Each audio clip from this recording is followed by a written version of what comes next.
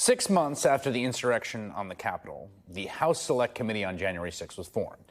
It was a bipartisan effort with 7 Democrats and 2 Republicans.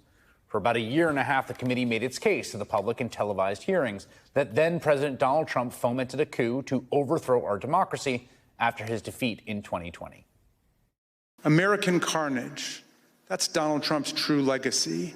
His desire to overthrow the people's election and seize the presidency interrupted the counting of electoral college votes for the first time in American history, nearly toppled the constitutional order, and brutalized hundreds and hundreds of people. The Watergate break-in was like a Cub Scout meeting compared to this assault on our people and our institutions. Now we're just a month away from Trump taking the oath, and already he's very clear-eyed on what he would like to do to those who served on that select committee. Honestly, they should go to jail. So you think Liz Cheney should go to jail? For what they did. Everyone on the committee, you think? I think everybody anybody that voted in favor. Are you going to direct your FBI director and your attorney general to send them to jail? No, not at all. I think that they'll have to look at that, but I'm not going to. I'm going to focus on drill, baby, drill. Oh, yeah, drill, baby, drill. Joining me now is someone who is on that January 6th committee, Congressman Jamie Raskin, Democrat of Maryland. Congressman Raskin is also running unopposed to be the top Democrat in the House Judiciary Committee. That should happen soon. Congressman, good to have you in the program. Thank you so much, Chris. I had not seen that footage before, and it's a relief to hear him say he's focusing on drill, baby, drill, and not jail, baby, jail. Well, I don't know how seriously either you or I take him saying that. I mean, obviously the threats of jail at some point are ludicrous. Like, jail for what? People don't just get thrown in jail. But I guess, you know, given the fact this first interview he had with Kristen Welker this weekend, it's clear that the finish the job of January 6th, meaning pardon the folks who have been convicted and who are in prison for it, go after people on the committee, is still what he wants to do. What is your preparation for that? Well, under the American rule of law, people are sent to jail only after having been convicted by a unanimous jury of their peers for having committed a criminal offense, and the prosecution has to satisfy the burden of proving that they committed every element of that offense, and then they're sentenced to jail. So you don't go to jail simply because a president considers you a political foe. And so, you know, one of the tragedies of what he's doing is that he's miseducating a lot of people, a lot of young people in the country about how our justice system works. Well, I think he's modeling how he would like it to work, which brings us to the question of Christopher Wray's resignation today.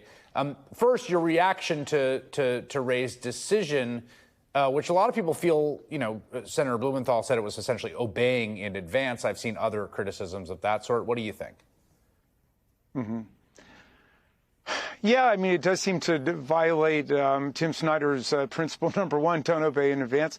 But look, we need people who are ready for the fight. And there are people who are exhausted by it. There are people who've been worn out and demoralized. And we just need new generations of pro-democracy, pro-freedom patriots to take the roles that you know, that need to be occupied in order to defend our constitutional order against these people. So, you know, I thank him for his service. I wish he had hung around for a few years and forced Donald Trump to fire him for the imaginary offenses that are floating around in his mind. But apparently he didn't want to go through that for whatever reason, and he might have good reasons for it. It's hard to know. The main thing is we just need to be mobilizing people to get ready for this. And, you know, the new FBI director designate, anyway, is a pure political sycophant whose political philosophy is embodied in a children's book